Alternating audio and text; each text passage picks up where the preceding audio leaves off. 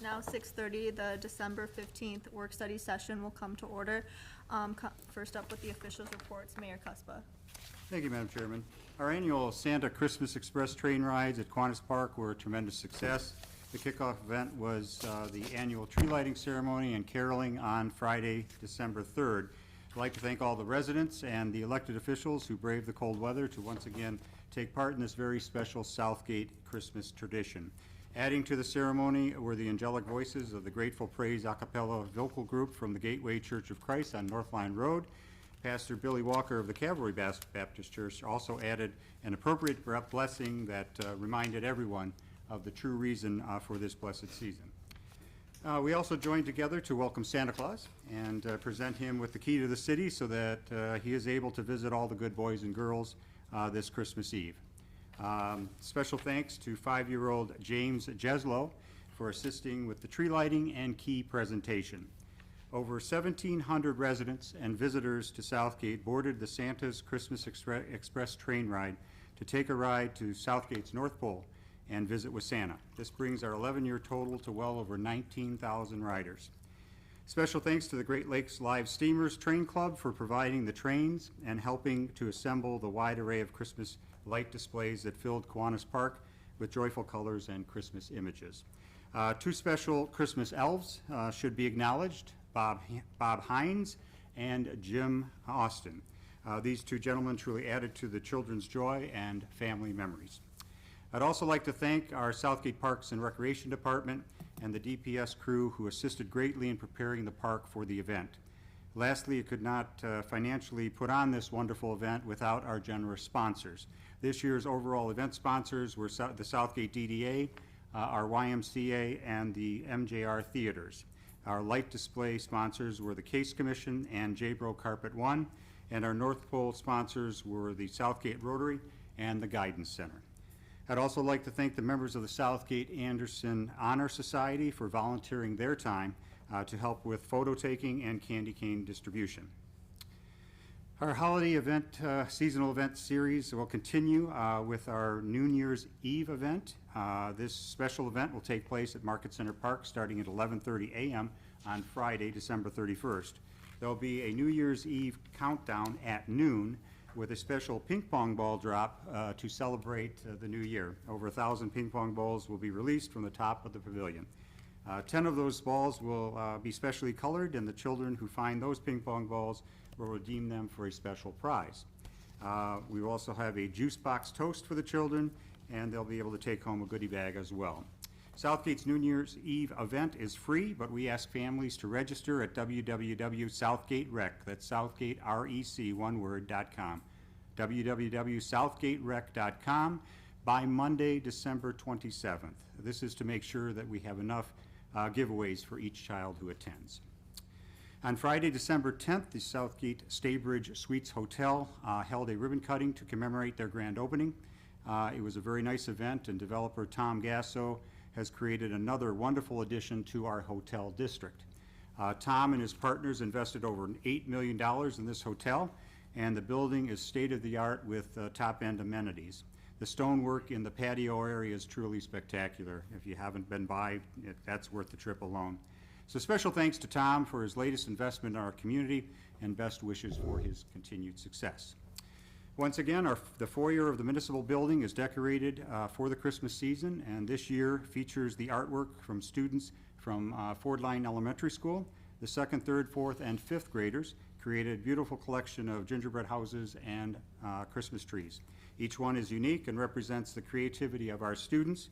It is worth a trip to the municipal building here to check out these special decorations. I'd like to thank the art teachers, Greg Luna and Lynn Costas, for once again organizing the art project and all of the children who participated. Lastly, and perhaps the most significant officials report is on our tonight's meeting agenda, our annual audit report from our independent auditing firm, Plant Moran. I'm looking forward to their presentation and informing our residents on the results of our most recent fiscal year, which ended this past June 30th. And of course, I'm sure others will wish to, but let me be the first to wish everyone a Merry Christmas. Thank you, Madam Chairman. Madam Clerk. I will be the second one to wish everybody a Merry Christmas and a Happy New Year, and I have no report. Thank you. Mr. Treasurer, I have no report, but as well would like to wish everyone a Merry Christmas and a Happy New Year. Councilman Roush, I have no report, but again, wish everyone a happy holiday, safe holiday season. Councilman Zemecki, Yes, I'd like to set obituary to Irma Mancini and to Carol and family in death of husband Stan. It's a good old Polish name, Maneuszko. He's been here, he was born and raised in Poland, and he's been here for many, many, many years. His wife is from Canada, and never knew until a few years ago when I was getting petition signs, she's not a citizen, but he is. okay. And then my little Polish proverb is, he who cries during life dies smiling. I wish everybody a happy New Year, Merry Christmas, and Wesoły Świąt. Councilman Graziani, So as of late, we've had lots of great events throughout the Don River community, motivating holiday joy since we last met, including our own festivities, like the tree lighting ceremony that recently took place. And since the acknowledgement was neglected at the tree lighting ceremony, I'd like to thank Wally Cleet and John Graziani for the donation of the tree itself on behalf of this council. okay, I attended the DUA presentation on December 7th. As a lot of us know, that's our wastewater treatment plant. It's in Wyandotte. They hosted the communities they service and just basically gave a presentation on everything, how it's going, updated on the plant, the timeline of everything, the history and the improvements. It was super informative, so if you haven't been to one of these presentations, I recommend any of my fellow council or anyone to attend them.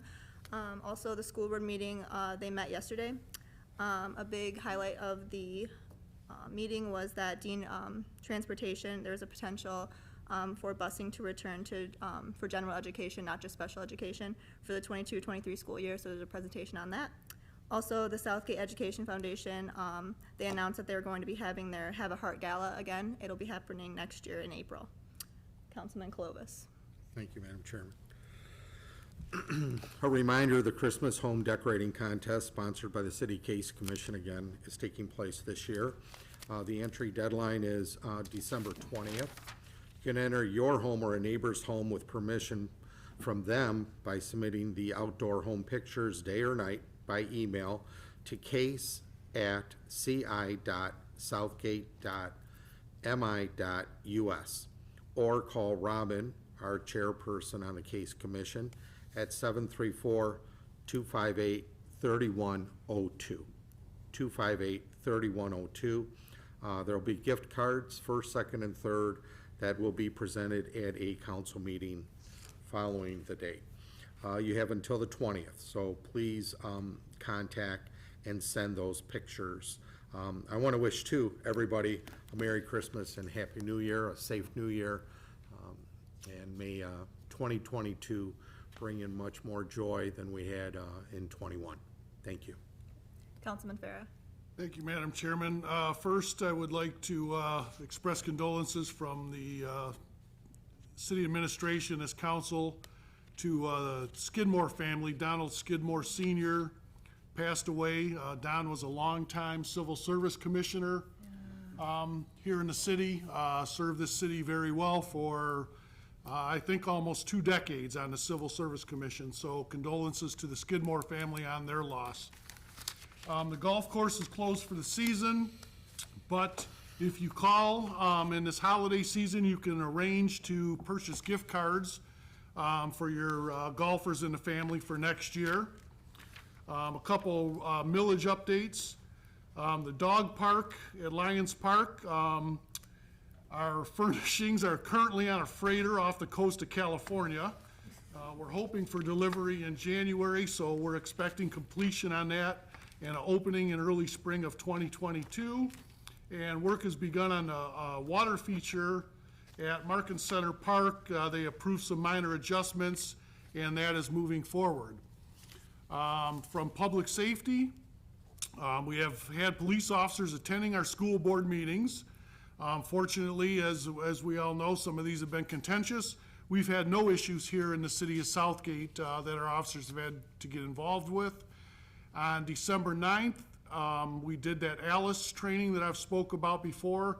We have additional ALICE training dates set up through January of 2022 with the schools at specific buildings to continue to educate our staffing there so that we have the proper safety in place. And probably most importantly, our text 911 system went live on Monday. There will be an article in the January edition of Southgate Today on how that operates, but very briefly, if you just text 911 from your cell phone, you give your location and the type of emergency, a 911 operator will reply to that text within 20 seconds to 1 minute, and you will continue that dialogue. This can be very effective in a time when a phone call is not appropriate and texting is only your available option. So that text 911 for our residents and all of Downriver for that matter is now up and operating. So that's really great news. Technology continues to improve. Thank you. Councilman George. When it works. The library will be closed some days during the holidays. Starting Wednesday, December 22nd, they close at 5. And then they will be closed from Thursday, December 23rd through Sunday, December 26th. Again, they will open on Monday, December 27th, and be open until Thursday or Wednesday, December 29th. They will close Thursday, December 30th, through Sunday, January 2nd, and then for the new year, they will open again on Monday, July 3rd. And I believe that the senior center will be closed during the holidays too. I know they're having their big party tomorrow. I believe it's closed then, and then will reopen on January 3rd. The library is a drop-off location for the Toys for Tots if anybody feels like they would like to bring an unwrapped toy and place it in there. I know that there's a lot of families this Christmas that are going to be suffering for various reasons. During the times that the library is closed, people can still take advantage of Hoopla, the free streaming through our library, where they can get books, videos, comics, and music, and also Libby, which is free again, and they can get books and magazines. If you need a card, library card, you can do it remotely from home when the library is open. But there's a lot of things that you can do with your new library card if you get it. And like I say, they are free, but you do pay through the library millage. I don't get out very much, but I've been out a little, and I believe that we have set a record this year for the homes that are decorated. Even in my subdivision, it seems like almost every home is lit up. It really brightens my spirits, but I think too because more people are staying home this year. And if you can, try to help out someone that is a little less fortunate. You don't know how much it means. It means a lot to me for people that have helped me out. But I hope everybody has a good Christmas. I will, in spite of all that's going on. And like I say, if you can just cheer up somebody a little bit and make a better Christmas for them, it'll make you feel better too. And that's all I have, Madam Chair. Okay, thank you. I'll turn it over to you, Mr. Lent. Tonight on your agenda, there's no items under consideration of bids, no scheduled hearings. Under Communication A, we have 5 items.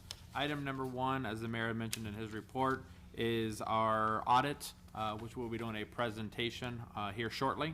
So I'm going to go over items number 2 through 5. Item number 2 is a letter from the mayor in regards to purchase of forensic phone equipment. This is an upgrade and a new system of Celebrate. This is our forensic phone system to allow us to look into phone systems and do some kind of detailed and search work. Is there any questions over the waiver of bid in order to upgrade and renew our license? No.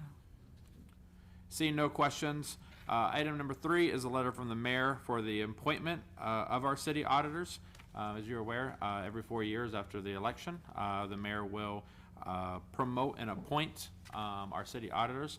And this year, our city auditors are going to be Plant Moran. They'll be the ones that will be presenting later today. Is there any questions over that appointment? Seeing none, I'll move on to items number 4 and 5. Item number 4 and 5 are appointments to our legal service teams. As many of you guys are aware, we have 2 legal service teams. We have our prosecutor and city attorney, Ed Zelenek. This is an appointment for Ed Zelenek's firm and also as the city attorney and as the prosecutor. And then we also have Brandon Fournier, our assistant city attorney, and also our labor attorney. Is there any questions over the appointment of either of the legal services? No. Seeing none, the final item is under Communications B, and that is a receive and file as a letter from the mayor for the appointment of our city engineers, Hennessy Engineering. Is there any questions over the appointment as a receive and file for Hennessy Engineering? Seeing none. Seeing none, I will move to Plant Moran to get this audit presentation started. If anybody would like to move to the audience to be able to see so you're not straining your necks, feel free. Okay, do I have to turn this on, or we're good? You're good? All right. Staying up there. I'm gonna stay up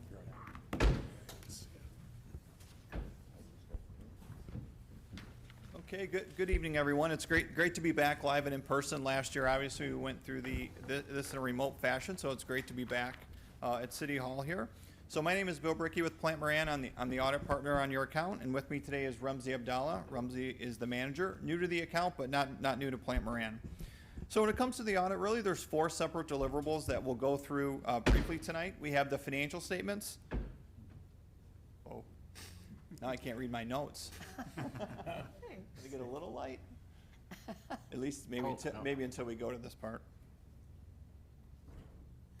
There we go. That's perfect. So when it comes to the deliverables, we obviously have the financial statements themselves. We also have the a new report this year that we haven't had in quite a while. It's an audit of your federal awards. So because the city did receive over $750,000 in grant funding this year, we have an additional audit report. Then we have a report to mayor and council, and finally we have the graph presentation, which we'll go through in just a moment. So we have covered all of these documents in detail with management, and our goal tonight is just to briefly touch on each item. So before we get started, I want to make sure and thank David Darcy and your entire finance team. They just do a great job helping us get through the audit in an efficient manner, and we appreciate everything they do for us.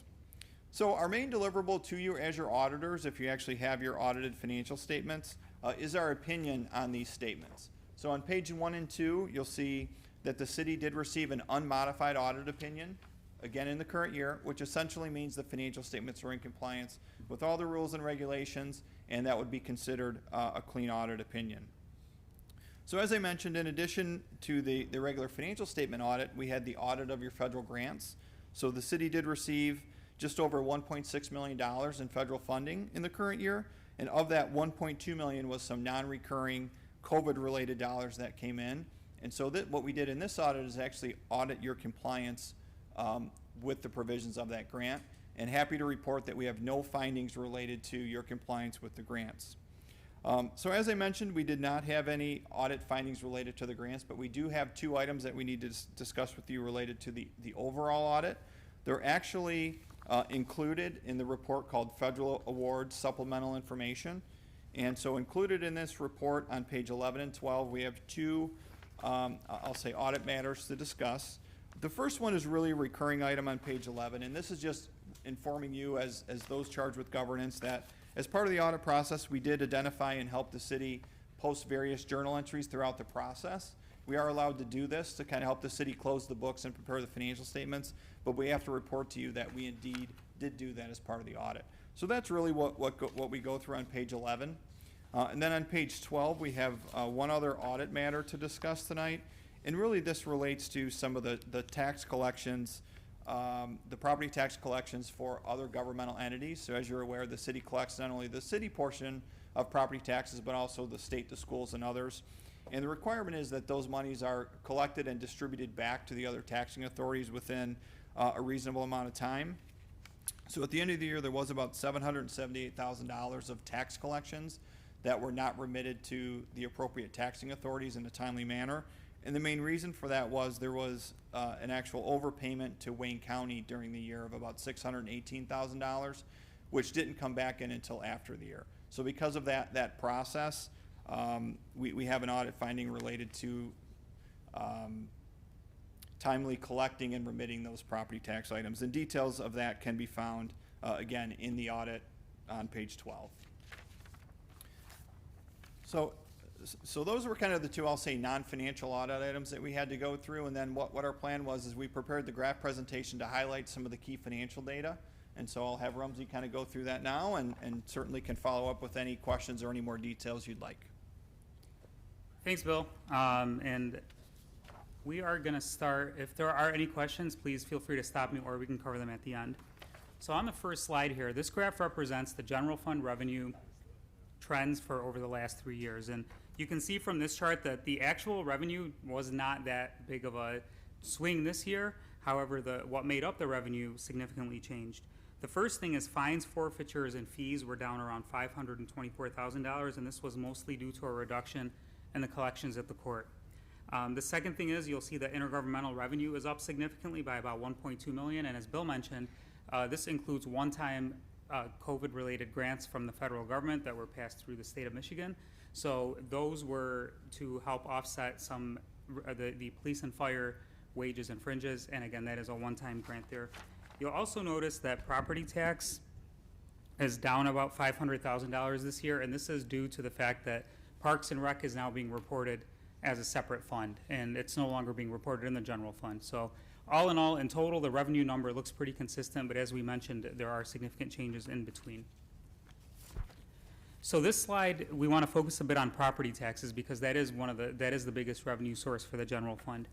And specifically property tax values. The orange bar represents the state equalized value, which is essentially increasing with market values. However, the blue bar is the taxable value, and as you are aware, the city can only assess taxes on the taxable part. Due to the limitations of Proposal A in Headley, this can only grow by the lesser of 5% or inflation every year. Additionally, this year, the city had the charter millage rolled back due to these limitations. So just kind of pointing out there that the biggest revenue source, again, for the general fund being property taxes, again, is somewhat out of your control in terms of how that's being generated. Another significant source of revenue for the general fund is state shared revenue, which historically has come in four forms: constitutional, statutory, three forms: constitutional, statutory, and then EVIP and CVT dollars. So this graph presents the last 10 years of the state shared revenue, and then by comparison, the very first column, I know it's hard to see, but that's actually 2002 revenue. And the reason we presented this is because we wanted to point out that the only portion that's actually guaranteed by the state is the constitutional portion. So you can see the blue bar from 2002 to 2021 has been entirely eliminated. Then the green bar, which represents the EVIP and CVT dollars, has also been decreasing. Total state shared revenue in 2002 was close to $3.9 million, and in 2021 it's $3.3 million. So that number has gone significantly down, and if you think about your expenses, just considering inflationary increases, they would be significantly higher from 2002. So another significant revenue source for the general fund there, just showing the fact that it's actually declined. On slide 4, flipping over to the expenses side, this graph represents a 3-year trend of general fund expenditures by function on a budgetary basis. So you will notice in this slide that the culture and recreation category is down around $700,000. And as I had mentioned on the revenue side, that's mostly because the parks and recreation expenses are now being reported in a separate fund and are no longer in the general fund. The big blue bar at the bottom represents public safety expenditures in the general fund, and this year that was $12.9 million, or 54% of the total expenditures of the general fund. On slide 5, this slide presents those same general fund expenditures, except we've put them into the categories on which the type of expenditures. The biggest piece of the pie there, the big orange slice, that's about 75% of the total expenditures. That represents the payroll, fringe benefits, and retirement contributions for employees. So that's what we refer to as the people cost. So that's 75% of the general fund expenditures. And within that, there's about $8 million that was specific to retirement-related expenses. So that would be pension contributions and retiree healthcare contributions. On slide number 6, this slide depicts the revenue and expense trends for over the last 5 years. And in most years, you'll see the red line, which is expenses, and the blue line, which is revenue, are pretty much consistent. And this is an indication that the city generally, the general fund is generally living within its means, per se. However, you'll see that in 2021, the blue line is significantly higher than the red line. And the reason that was, as I had noted previously, the city did receive $1.2 million in federal grant funding in the current year that was specific to public safety expenditures. So the difference between that is in theory, or is being added to fund balance. However, that 1.8 million that's increasing fund balance, most of that is actually restricted for use. About 700,000 of that is specific to police and fire retirement contributions, for example. So it is, again, important to keep in mind that that 1.2 million that came in for the federal grants is a one-time grant, and it's not something that would be expected in future years. So what we actually did is, you can see kind of the dotted line there, and that shows what the blue line would have been without that 1.2 million. So you could see it'd be a lot closer without that grant. And kind of to pair that up with the expenses, the city did actually make an effort to reduce expenses, which is why the expenses came down, not expecting necessarily the 1.2 million in the state funding. So in future years, the expenses will still be down. The fines and forfeiture and other revenue are still expected to decline, but that 1.2 million will not necessarily be there. And then the very last slide, this takes a look at the general obligations of the city. So this is the total debt reported in the governmental activities. The city has not had any new governmental debt, any governmental activities debt in the last 10 years. So this wouldn't include water and sewer debt. This would be just for general government operations. And in fact, the total debt at the end of the year is down to 3.3 million. And for a city of this size, that is very, very low. And also this indicates that for any capital improvements that the governmental activities are making, they're basically being funded with cash and not taking on debt to be paid in future years. So I know I went through that really fast in the interest of time, but I'd be happy to cover any questions if there are any, or any other comments we can go over.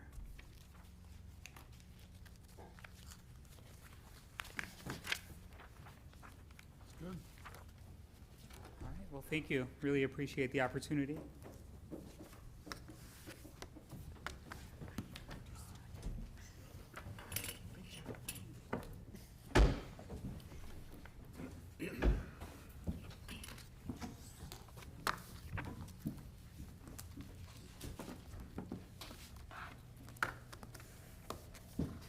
Okay, with nothing left to discuss on the agenda, the work study session will come to an end, and we will reconvene at 7 o'clock.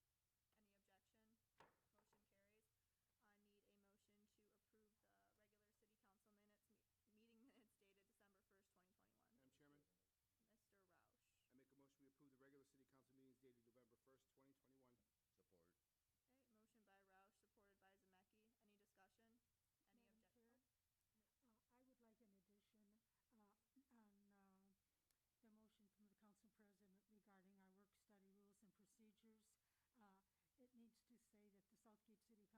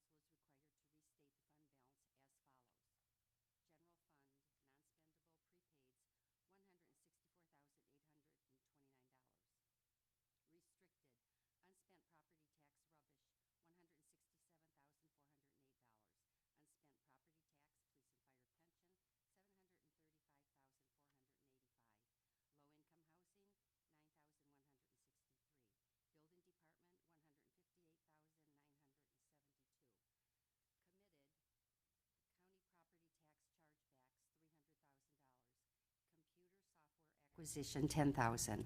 Sync, $136,000.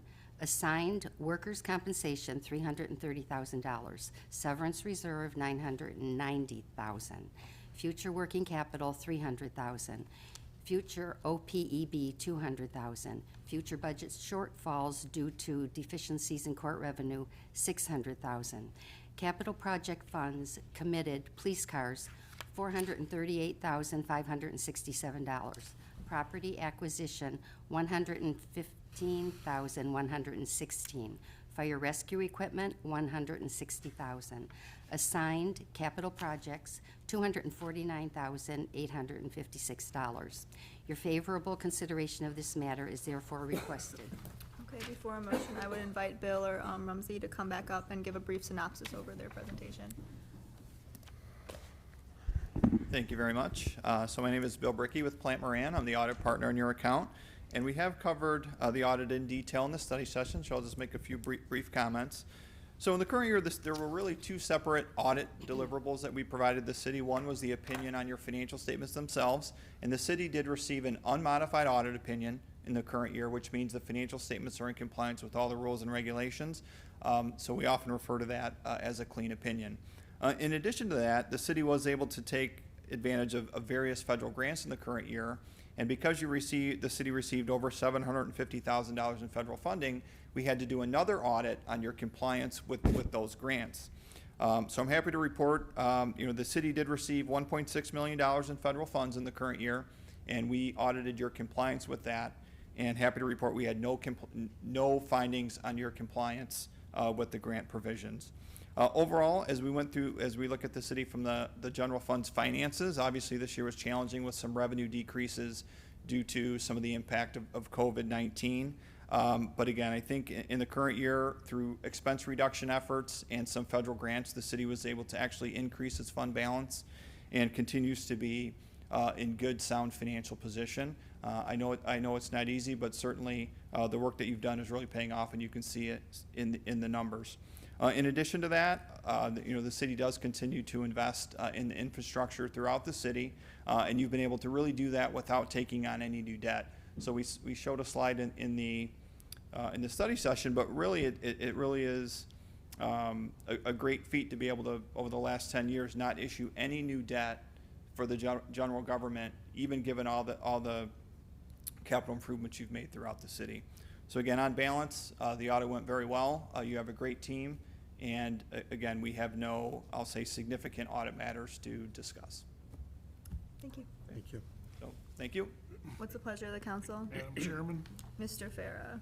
I move this council adopt a resolution and accept and approve the audit for fiscal year 2020 and 2021 and GASB number 54, restate the fund balance as was read by the city clerk. Support. Okay, motion by Farah, supported by Zemecki. Any discussion? Any objection? Motion passes. Number 2, a letter from the mayor regarding the purchase of forensic phone equipment upgrade and license renewal. Madam Clerk. It is recommended by the Director of Public Safety, and I concur, that the bid procedure be waived and to purchase the Celebret Forensic Phone Equipment Software System Upgrade and License Renewal for the amount of $4,300. Adequate funds are available for this purchase in the Police Department Federal Drug Forfeiture Account. Your favorable consideration of this matter is greatly appreciated. What's the pleasure of the council? Madam Clerk? Mr. I'm sorry, Farah. Madam Chairman, Mr. Farah. I move this council waive the bid procedure and purchase the forensic phone equipment software system from Celebrite Forensic Phone Equipment and upgrade and license renewal in the amount of $4,300. Support. Support. Okay. Motion by Farah, supported by George. Any discussion? Any objection? Motion carries. Third is a letter from the mayor regarding appointment of city auditors. Madam Clerk. Please be advised that in accordance with the city charter, I am hereby appointing Plant Moran of Southfield, Michigan, as the city auditors. Your concurrence on this appointment is greatly appreciated. Okay, what's the pleasure of the council? Madam Chair, Mr. Zemecki, move to concur. can you please make a full motion? Okay. Move to concur with the city charter and appoint Plant Moran of 27400 Northwestern Highway in Southfield, Michigan, for city auditors. Support. Okay, motion by Zemecki, supported by Roush. Any discussion? Any objection? Motion carries. Fourth, a letter from the mayor regarding appointment of legal services. Madam Clerk.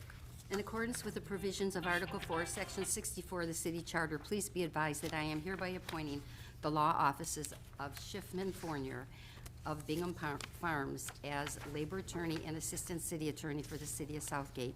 Your concurrence on this appointment is greatly appreciated. What's the pleasure of the council?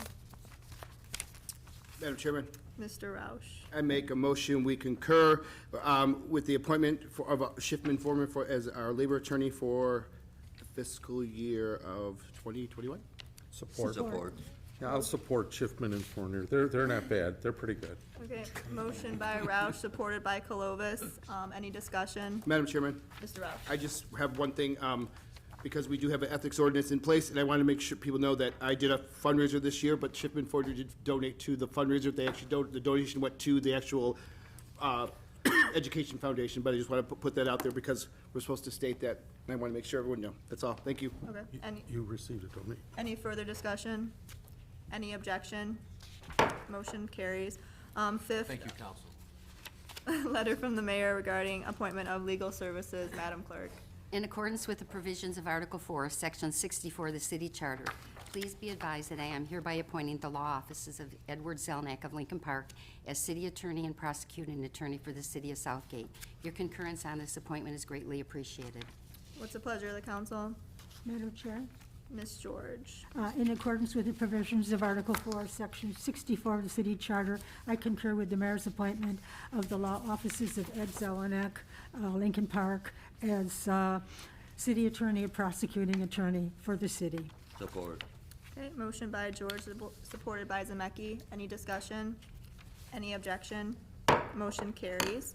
Under Communications B, there's one item to receive and file, a letter from the mayor regarding the appointment of city engineers. Madam Clerk. In accordance with the provisions of Article 4, Section 64 of the City Charter, please be advised that I am hereby appointing Hennessy Engineers of Southgate. John Hennessy will be the individual from Hennessy Engineers representing the city of Southgate. Okay, what's the pleasure of the council? Madam Chairman, Mr. Roush. I make a motion, we receive and file. Support. Okay, motion by Roush, supported by Farah. Any any discussion? Any objection? Okay, it's received and filed. There is nothing under ordinances. Is there any old business, this council would like to discuss? Seeing none, is there any new business this council would like to discuss? Okay, any unscheduled persons in the audience that would like to address the council? Okay, seeing none, we move to claims and accounts. Councilman Graziani. So I'm wondering why we didn't get the warrants until the eve of the meeting. Maybe I'm the only one, but Why did we not get that on time? Mr. Angelari, please. Through the chair, I checked with the payroll, not my payroll coordinator, my accounts payable. She did not, she had the wrong email address. Okay. And so I apologize for that, but. Did the council have a chance to review? Anybody? Yeah. Okay, thank you. All right, I move this council approve warrant 1439 in the amount of $1,545,233.53. Support. Okay, motion by Graziani, supported by Zemecki. Any discussion? Any objection? Motion carries. I need a motion to adjourn. Madam Chairman. Mr. Colovis. Thank you. Motion to adjourn. Support. Okay, motion by Colovis, supported by George. We are adjourned. Merry Christmas.